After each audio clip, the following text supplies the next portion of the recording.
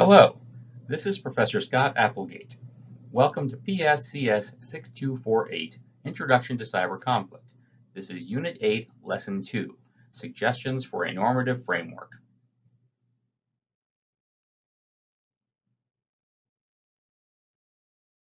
Agenda.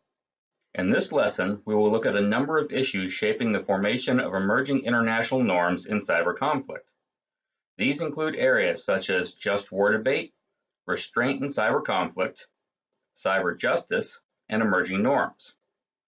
We will look at and explore Valeriano and Maness' suggested normative framework. We will also look at the work that has been done by the United Nations group of governmental experts on developments in the field of information and telecommunications in the context of international security. Throughout the remainder of this lecture, we will simply refer to this group as the GGE.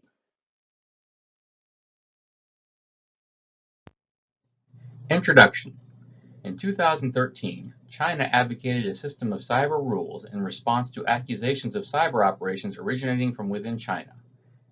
Chinese Foreign Minister Yang Jiechi noted that China, a frequent target of cyber attacks, supports international regulations under the United Nations to keep the Internet peaceful, free, and secure. The international community is closely connected through the Internet. Therefore, cyberspace needs rules and cooperation, not war. Around the same time, the United States echoed the same concern when National Security Advisor Tom Donilon noted that the dialogue is needed to define acceptable norms of behavior in cyberspace. While it is difficult to take both China and the United States at their word for these statements, given the plethora of evidence that they are among the most active states in the system, the issue of cyber rules is clearly one of the most pressing considerations in the system. This lesson will explore the emerging norms, rules, and standards that are influencing the development of cyber conflict norms in the international community. Valeriano and Maness frame cyber conflict in the international community using emerging norms and just war theory and propose a set of guidelines for cyber justice and a system of international norms. Our goal should be to evaluate this framework. Is it realistic? Has it already been overcome by events, or is it still valid? What impediments might prevent the implementation of such a framework? The cyber norms debate. As more states engage in the use of cyber operations and cyber espionage, a set of emerging norms of behavior is developing in which states are more likely to make use of cyber operations in a manner that falls short of a use of force. Contrary to much of the hype and hysteria that surround many cyber attacks, most such operations have tended to fall either in the range of cyber espionage or low-impact operations with minimal effects. Serious or disruptive attacks seem to be aberrations, not the emerging norm. Efforts such as the United Nations group of government experts are working to examine the existing and potential threats from the cybersphere and possible cooperative measures to address them. These efforts also help to establish new norms. The hope is that the international community will eventually reach a normative cascade in regards to cyber conflict. This is a tipping point whereby most states normalize the expected behavior in the international system. Like other previous technological leaps, cyber should be subject to the same normalization process.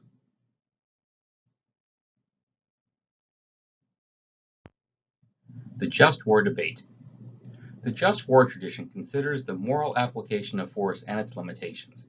We call it a tradition in that it is not a clear theory that leads to predictions and hypotheses, but more accurately, a set of moral guidelines for action or a set of prescriptions utilized to be critical of past and current uses of force. In this tradition, cyber conflict is considered an act of force, even if it is unconventional. Cyber conflict is not necessarily an act of war, but could be seen as such. The basics for just war tradition are outlined as follows: to protect the innocent from unjust attacks, to restore rights wrongfully denied, and to reestablish order necessary for decent human existence. In short, violence is justified when it is done on behalf of a public good in order to restore rather than destroy. Conflict should be waged under the right intentions so that the just cause motive is not used as a pretext for personal aggrandizement in the form of territory or resources. Valeriano and Maness asked the question, can just war theory be applied to cyber conflict, and should it? They argue that this tradition offers a much clearer path of guidance than prior frameworks based on Clausewitz or Sun Tzu, and note that using these previous frameworks, war and violence will likely harm civilians. Valeriano and Maness state that although the just war tradition does not provide an easy guide to cyber warfare, it remains the most promising for considering what the rules of cyber action might be once the parties are in a conflict situation. Just war can apply to cyber conflict. The problems of uncertainty about effects and attribution have been faced in other domains applying just war ideals. Consideration should also be given to examining the theory of restraint in cyber conflict and the current norms in operation, as these frameworks are complementary.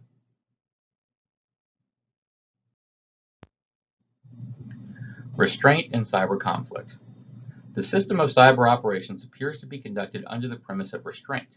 Thus far, states are unlikely to utilize disruptive cyber weapons due to the potential for collateral damage, blowback, and replication.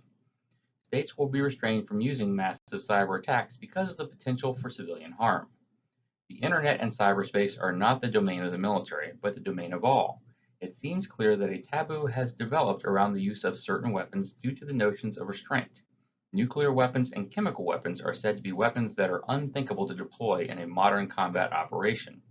Yet the possibility that these sorts of weapons might be used exists if there is a significant conflict.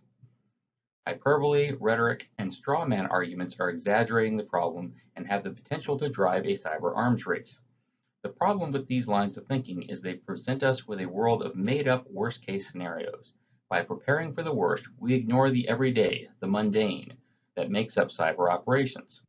Talk of a cyber Pearl Harbor is unhelpful and represents a typical straw man argument deployed by those who wish to promote the consideration of extremes for political or economic gain.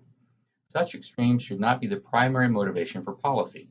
It is these types of hyperbolic extremes that drive the need for rules and norms in cyber conflict.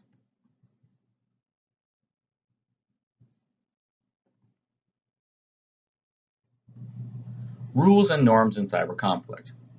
Rules and norms can apply in cyberspace. To argue that this domain is so different that it defies normal concepts is a tenuous line of logic, given the constant technological changes that have forced adaptation in society. Norms are informal standards of appropriate behavior for international actors. Rules are different in that they are the specific application of norms to a particular situation. Cyber conflict is a particular situation to which existing international norms can be applied. The question is which ones and how should they be applied? The clear question we have is how might a system of normative restraint and control be applied to the use of cyber combat? It seems evident that restraint is how cyber states are presently interacting in the system. The remaining query is if this system of restraint will survive and endure as time goes on. Valeriano and Maness point out that the danger is that states are now seeking to expand their cyber offensive capabilities given the perceived success of Stuxnet and other operations. However, even this should be seen in the light of history. As new technologies are invented, states traditionally find ways to weaponize those technologies and to do so in a more efficient and effective manner over time. This does not mean that states will not still exercise restraint, and it should be expected that states will continue to improve their offensive cyber programs even while continuing to exercise restraint. Arguing that rules and norms cannot apply in cyberspace is counterproductive and ignores history. Previous technologies have been viewed in a similar light to cyber, and they were eventually integrated and normalized. We should expect to see the same process with cyber. Cyber justice. Valeriano and Maness argue that a system of cyber justice must be established that stigmatizes use of cyber tactics in the international community. As the cyber domain is new, stigmas and taboos have not yet developed, and international actors are testing the boundaries. Recent actions in Estonia, Georgia, and the US elections, and statements by the United States and China have highlighted applications of cyber outside the normal bounds of foreign policy interactions. Valeriano and Maness have suggested 9 guidelines for cyber justice and an international system of norms based on just war tradition.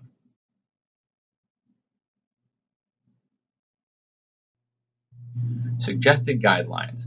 In order to avoid errors in moral and ethical application, but also to provide an arrangement of rules, it is important to advocate a system of justice in cyber conflict that considers actions that violate the core of just war tradition as red lines, never to be crossed. Valeriano and Maness have provided 9 suggested guidelines to guide establishment of a system of cyber justice and a normative framework for cyber conflict. 1. Actors should only act to restore a right and prevent further harm. 2. Key consideration. Action was launched to forestall harm and with good intentions. 3. A right restored should be a community right, not an individual right. 4. Avoiding collateral damage is a key consideration prior to launching any cyber operations. 5. No deaths have resulted from cyber operations. Actors should strive to maintain this norm. 6. Repercussions should be kept in mind and leaders should be held accountable for their actions. 7. Proportionality applies not only to the means of the attack, but also to the resulting impact. 8. Best means to prevent escalation and proliferation of cyber is to abstain from use and not to respond to cyber attacks with conventional weapons. 9. There is a need for a global monitoring system for collective defense and punishment of violations. Analysis. While many of Valeriano and Maness' suggestions make sense, some are difficult to implement or have already been overcome by events. While the authors argue against further securitization of the domain, the establishment of offensive and defensive cyber operations units in most major countries implies that this securitization has already begun. A global monitoring system with punishment for states that violate a system of norms would be difficult to implement, as states such as Russia, China, and the United States are highly unlikely to support such an agreement for fear of limiting their options. Indeed, the United States would be particularly resistant, as they would attempt to adhere to any signed agreement, but are fairly certain their adversaries would not. The development of norms in cyberspace is far more likely to succeed in and of itself without the imposition of a formal system of justice. Recent history demonstrates most states are exercising restraint in the use of disruptive cyber technologies, even as they develop more capable offensive technologies. Agreements between the United States and China, labeling economic espionage as being outside the norms of acceptable behavior by states, implies that states are open to the establishment and use of norms in this domain. And while problems may persist, they are more likely to be addressed at the negotiating table than at the point of a gun, cyber or otherwise. What is the GGE? The United Nations Group of Governmental Experts on Developments in the Field of Information and Telecommunications in the Context of International Security is a UN-mandated working group in the field of information security. The UNGGE has held 5 working groups in 2005, 10, 13, 15, and 17. A 6th working group will be meeting in 2019 to continue the GGE's efforts. The working groups in 2010, 13, and 15 produced consensus reports with recommended norms and countermeasures. The group in 2017 was unable to reach consensus due primarily to stonewalling by the Cuban, Chinese, and Russian representatives.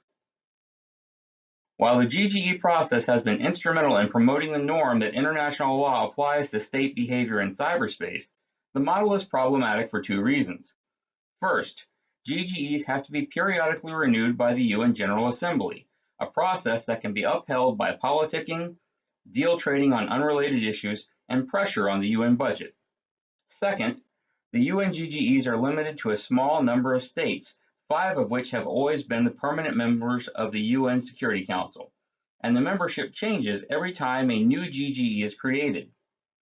Cyber issues can be notoriously complex and require a significant amount of expertise accumulated over time before engaging in an intelligent discussion over its political or military implications. Furthermore, some of the diplomats that sit on the GGE can be arms-controlled generalists, not cybersecurity policy experts, an important distinction given the hyperbole that can infiltrate cyber discussions. It is impractical for countries that sit on the GGEs on a rotational basis to gain cyber expertise over the life of a GGE, only to give up their seat to a newcomer. GGEs only meet in 3 or 4 weekly sessions, meaning that precious time can be lost bringing the newcomers up to speed on previous discussions of the GGEs before resuming an informed discussion.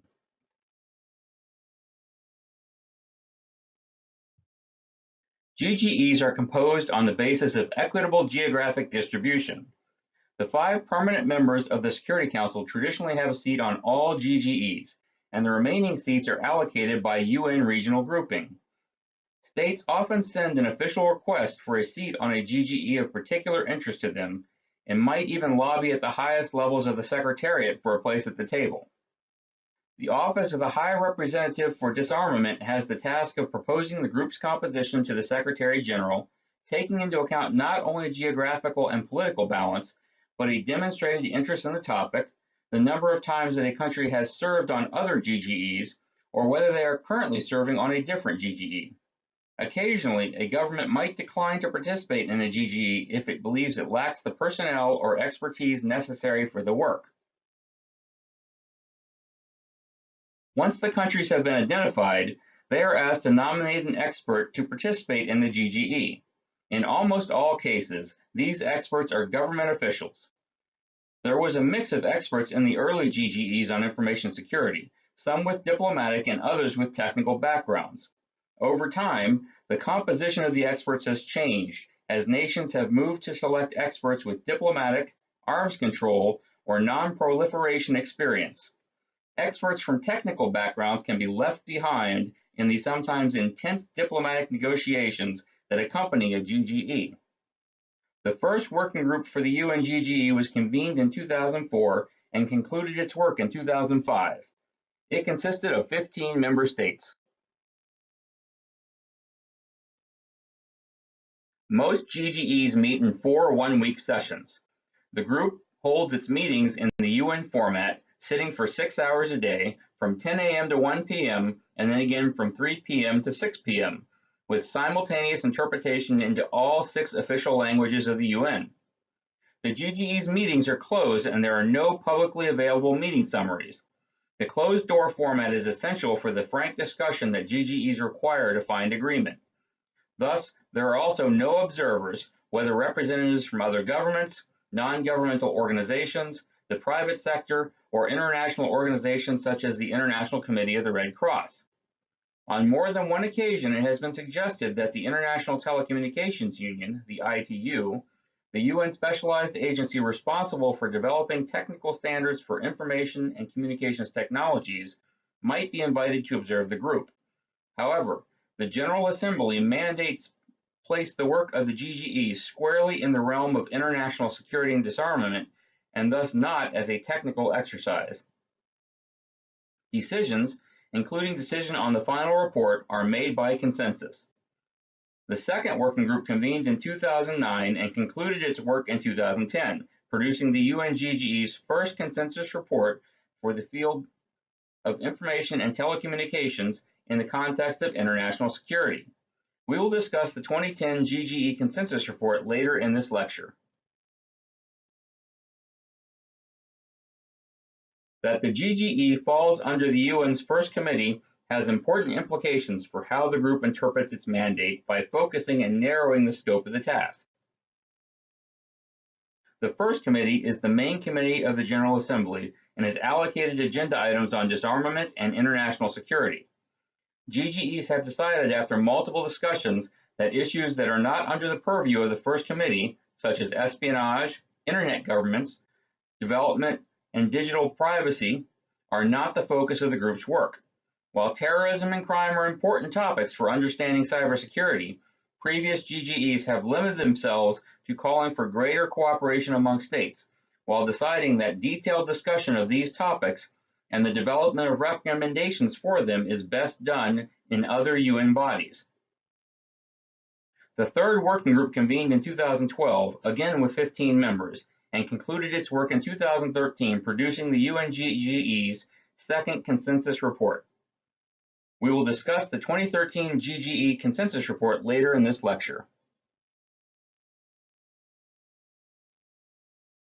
The UN GGE expanded to 20 states in the 2014 to 2015 series of meetings. This series of meetings was one of the most successful to date, producing a consensus report with 11 recommendations for non-binding norms of responsible state behavior in cyberspace. We will discuss these recommendations and the 2015 consensus report later in this lecture.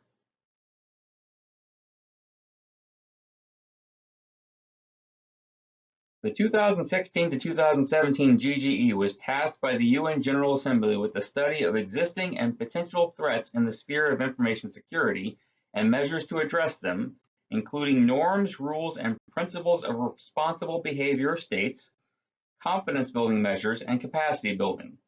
Over the course of 1 year, experts from 25 countries met under the chairmanship of the German representative. More importantly, the group was also to study how international law applies to the use of information and communication technologies by states. It appears that exactly this issue, international law and its application, comprised the critical sticking point in the group's deliberations. An unusually explicit statement issued by the American representative, Michelle Markoff, indicates as much. Markoff submits that the reluctance of a few participants to seriously engage on the mandate of international legal issues has ultimately prevented the conclusion of a consensus report. The United States expected clear and direct statements on how certain international law applies to states' use of cyber capabilities, including international humanitarian law, the right to self-defense, as well as international law of state responsibility and countermeasures. Other countries, however, balked at the inclusion of such provisions. The Cuban representative argued that they would lead to a militarization of cyberspace that would legitimize unilateral punitive actions, including the application of sanctions and even military action by states claiming to be victims of illicit use of cyber capabilities. Instead, the group should be emphasizing the peaceful settlement of disputes and conflict prevention. Although only the Cuban statement is publicly available, it is safe to assume that both the Russian and Chinese representatives shared this position during the GGE's discussions. Both have maintained similar views in the past. Western countries have countered that clear affirmations of international legal frameworks precisely help reduce the risk of conflict by creating stable expectations of how states may or may not respond to cyber incidents they face. Ultimately, the 2017 GGE was considered a failure by the international community due to its inability to reach consensus. On July 30, 2010, the UN GGE released its first consensus report, A/65/201. The report noted that existing and potential threats in the sphere of information security are among the most serious challenges of the 21st century. The growing use of information and communications technologies in critical infrastructure creates new vulnerabilities and opportunities for disruption. The origin of a disruption, the identity of the perpetrator, or the motivation for it can be difficult to ascertain.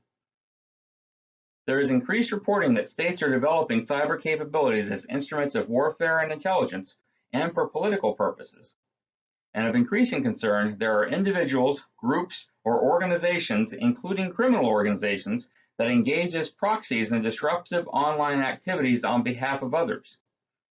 The report goes on to make 5 recommendations for the development of confidence building and other measures to reduce the risk of misperceptions resulting from cyber disruptions. On June 24, 2013, the UN GGE released its second consensus report.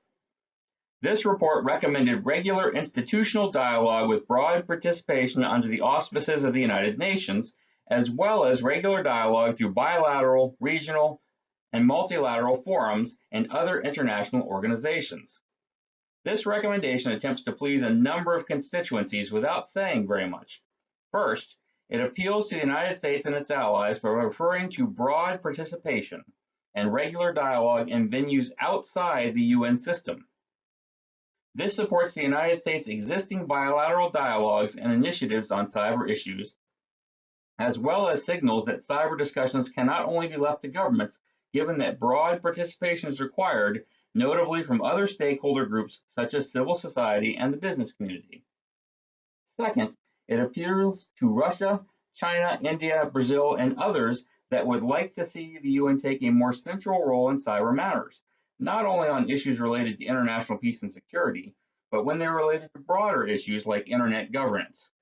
This is exemplified in Russia and China's proposed Code of Conduct for Information Security and the joint Brazilian-Indian proposal for a UN Committee on Internet-related Policies in 2011.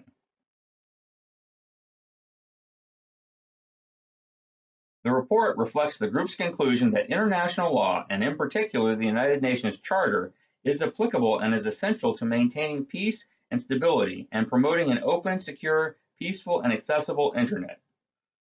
The report recognizes that the application of norms derived from existing international law relevant to the use of cyber capabilities by states is essential to reduce risks to international peace, security, and stability. The report recommends further study to promote common understanding on how such norms apply to state behavior and the use of cyber capabilities by states. Given the unique attributes of cyber capabilities, the report notes that additional norms could be developed over time.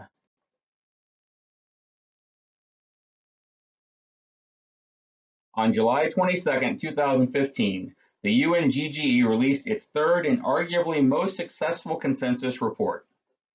Building on the work of previous groups, the 2015 group examined existing and potential threats arising from the use of cyber capability by states and considered actions to address them, including norms, rules, principles, and confidence-building measures.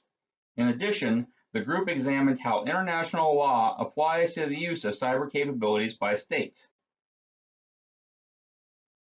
Confidence-building measures increase cooperation and transparency and reduce the risk of conflict.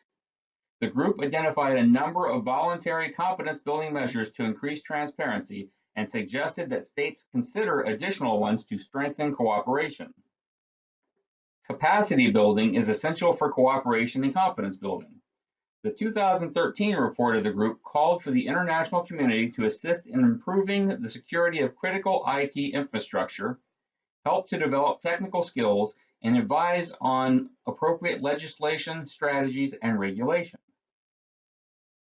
The 2015 group reiterated those conclusions and emphasized that all states can learn from each other about threats and effective responses to them. The report significantly expanded the discussion of norms. The group recommended that states cooperate to prevent harmful practices and should not knowingly allow their territories to be used for internationally wrongful acts using cyber capabilities. It called for the increased exchange of information and assistance to prosecute terrorist and criminal use of cyber capabilities. In doing so, the group emphasized that states should guarantee full respect for human rights, including privacy and freedom of expression. The UNGGE 2015 Consensus Report recommended 11 norms of responsible state behavior in cyberspace. These recommendations have been well received throughout the international community and have been widely accepted as a starting point for dialogue concerning the applicability of international humanitarian law to cyber operations and warfare. One highlight is the acknowledgement that states should not knowingly allow their territory to be used for internationally wrongful acts. This would seem to reinforce the Bush Doctrine we discussed earlier in the course, which has set a precedent of potentially holding states responsible for the actions committed by non-state actors within their territory should they fail to take responsible actions to curtail such activities. Additionally, several of the recommended norms concern protection of and a general prohibition against attacking critical infrastructure. One recommended norm also highlights a state's responsibility to respond to requests for assistance from other states whose critical infrastructure is subject to malicious cyber activity. These recommendations reflect a growing concern within the international community concerning cyber attacks against critical infrastructure, such as those that occurred in Ukraine, as we discussed earlier in the course. Another area of emphasis is the sharing of information between states to help foster increased stability and security. This includes sharing information on cyber incidents, new vulnerabilities, and remedies for those vulnerabilities. The GGE in 2019 and beyond. There have been a number of important developments since the completion of the 5th UNGGE in 2018. Recently, the 3rd Association of Southeast Asian Nations, ASEAN, Ministerial Conference on Cybersecurity, the AMCC, which was held in Singapore in September of 2018, endorsed in principle the 11 voluntary non-binding norms recommended by the 2015 UNGGE. Given that the ministers had been earlier tasked to identify for adoption and implementation a concrete list of just such norms, The AMCC's agreement to subscribe to the UNGGE's list might seem an unremarkable matter, and in some sense, an easy way out. However, by subscribing to the UNGGE recommendations, ASEAN has helped codify the legitimacy of those 11 proposed recommendations. There was a concern in the international community that ASEAN would establish its own competing set of norms, leading to regionalized norms and a further balkanization of the Internet community. It was therefore considered a victory amongst advocates of the GGE's work that ASEAN endorsed these recommended norms. In 2018, two new resolutions on cybersecurity issues were adopted by the United Nations First Committee of the General Assembly, one proposed by Russia and one by the United States. The resolution proposed by Russia, which has undergone a number of changes since the draft was introduced in mid-October, establishes an open-ended working group to initially convene in June 2019, which will involve all interested states, hold intersessional consultations with business, non-governmental organizations, and academia, and report to the UN General Assembly in the autumn of 2020. The group is mandated to, on a consensus basis, further develop the 11 norms of the 2015 report of the GGE, as well as the role of private sector and civil society, and discuss their implementation. It will also discuss models for regular institutional dialogue with broad participation under the UN. The U.S. resolution underlines the 2010, 13, and 15 reports of the UNGGE and calls for the establishment of another GGE, mandated to further study norms, confidence building measures, and capacity building measures, taking into account effective implementation of those that have already been agreed to, and to report to the UN General Assembly in the autumn of 2021. In particular, it suggests that the report should contain written national submissions on how international law applies to cyberspace. It also invites the UN Office of Disarmament Affairs to conduct consultations with regional organizations, namely the African Union, the European Union, and ASEAN regional forums, and the UNGGE chair to organize two open-ended informal consultative meetings with all interested states. The USA believes that the focus should move away from developing new norms and instead towards ensuring the adherence by states to the agreed voluntary norms through discussing ways to act against misbehaving states. Thomas Bossert, the U.S. Assistant to the President for Homeland Security and Counterterrorism in the White House, called for considering options other than just the UN for imposing consequences on cyber attackers, particularly bilateral agreements and establishing a coalition of like-minded countries. Conclusions. There is compelling evidence that a normative framework is emerging in the international community in regards to cyber conflict. States are exercising restraint in the use of disruptive technologies. The majority of activity appears to be espionage or low-level events. Disruptive attacks such as Stuxnet thus far remain aberrations. States such as the United States and China have used the concept of norms in recent agreements to limit activities that fall outside the acceptable realm of foreign policy interactions. Rhetoric and hyperbole remain a serious problem in the cyber conflict domain. Popular media consistently exaggerates the seriousness and impact of cyber incidents. Politicians use inflammatory language to increase fear and garner support for increased resourcing. The general public does not understand the technology nor the applicable rules and norms well enough to frame the issues. The UNGGE has made important contributions towards the establishment of norms of responsible state behavior in cyberspace, outlining the global cybersecurity agenda, codifying the principle that international law applies to digital space, and recommending 11 non-binding norms of responsible state behavior in cyberspace. The UNGGE will continue to play an important role in this sphere. The potential for escalation in a cyber arms race is a serious concern. The securitization and militarization of the domain continues to escalate. Most large nation-states have now established both offensive and defensive cyber operations organizations in their governments and militaries. This is Professor Scott Applegate. I hope you have enjoyed this lesson on suggestions for a normative framework. As this is the last lecture in the course, I hope you have found the course challenging, informative, and interesting. If you have any questions on any of the topics we have covered over the last 8 weeks, please feel free to contact me. I wish you good luck and best wishes in the completion of your academic program and in your future endeavors.